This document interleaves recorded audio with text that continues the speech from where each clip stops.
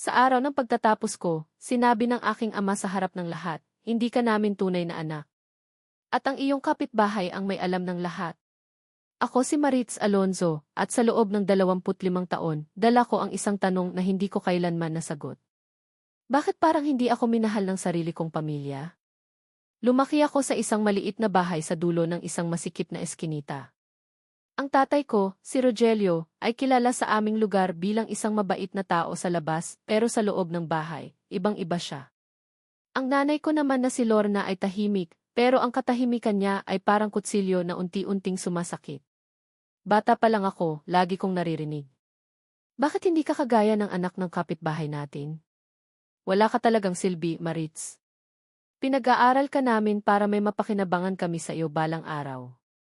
Masakit pakinggan pero pinilit kong intindihin. Sinasabi ko sa sarili ko. Baka pag naging matagumpay ako, mamahalin din nila ako. Kaya nag-aral ako ng mabuti. Habang ang ibang bata ay naglalaro sa labas, ako ay naglilinis ng bahay, nagluluto, at nag-aaral sa ilalim ng ilaw na kumikislap-kislap. Samantala, ang kapitbahay namin na si Aling Nena ang tanging taong nakakakita ng lahat. Isang gabi, nakita niya akong umiiyak sa likod ng bahay. Lumapit siya at sinabi, Maritz, ilang taon ka nang nagtitiis? Hindi lahat ng pamilya ang tawag dahil sa dugo. Minsan, ang tunay na pamilya ay yung taong hindi ka kayang saktan. Napatingin ako sa kanya. Aling Nena, bakit parang may alam kayo na hindi ko alam? Bigla siyang natahimik. Parang may lihim siyang matagal nang tinatago. Lumipas ang mga taon. Dumating ang araw ng pagtatapos ko sa kolehiyo.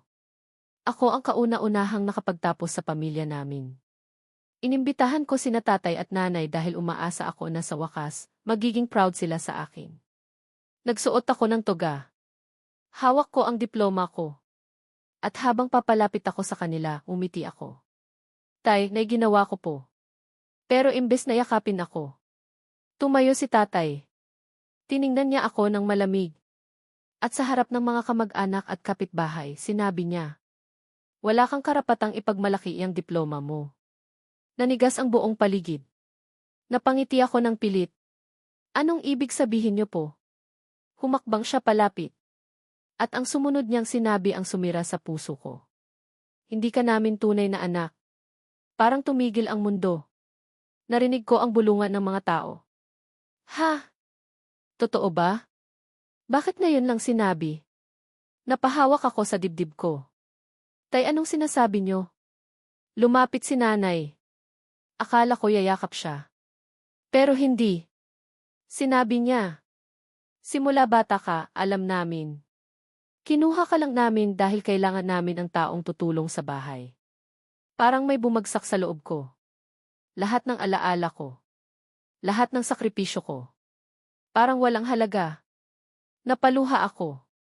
Kaya pala hindi niyo ako minahal. Tahimik sila. Pero may isang taong hindi na nakatiis. Si Aling Nena. Tumayo siya mula sa likuran. At galit niyang sinabi. Tama na. Lumingon ang lahat. Lumapit siya kay tatay.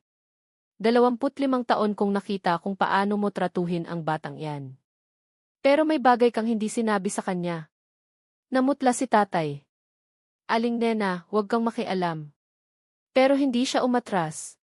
Maritz, anak, may kailangan kang malaman. Napatingin ako. Anong ibig mong sabihin? Huminga siya ng malalim. At inilabas niya ang isang lumang sobre.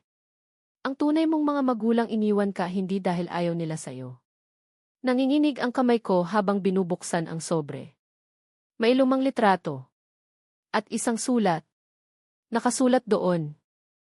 Mahal naming anak, kung mabasa mo ito balang araw, tandaan mong hindi ka namin iniwan dahil hindi ka namin mahal. Namatay kami sa aksidente at ang taong nangako na aalagaan ka ay si Rogelio. Napatitig ako kay tatay. Alam mo, tahimik siya. At doon ko nakita ang unang pagkakataon na natakot siya. Lumabas ang katotohanan. Hindi ako basta inampon. Ako ay iniwan sa pangangalaga niya dahil siya ang kapatid ng tunay kong ama. Pero sa halip na alagaan ako ng may pagmamahal, ginawa niya akong utusan. Ginamit niya ang sakit ng nakaraan ko para kontrolin ako. Napaluha si nanay. Rogelio, bakit? At sa unang pagkakataon, umamin siya. Dahil galit ako. Dahil akala ko, ako ang naagawa ng buhay na gusto ko. Tahimik ang lahat. Lumapit ako sa kanya. Akala niya sisigawan ko siya. Pero sinabi ko, 25 taon kong hinintay na marinig ang pagmamahal mula sa inyo. Huminto ako. Pero ngayon alam ko na hindi ko kailangang habulin ang pagmamahal ng taong piniling saktan ako. Napaiyak ang ilang tao. Si tatay ay napayuko. Makalipas ang ilang buwan, umalis ako sa bahay na iyon. Hindi dahil galit ako, kundi dahil natutunan kong piliin ang sarili ko. Si Aling Nena ang naging pamilya ko sa panahong wala akong maramdaman na pamilya. Naging matagumpay ako.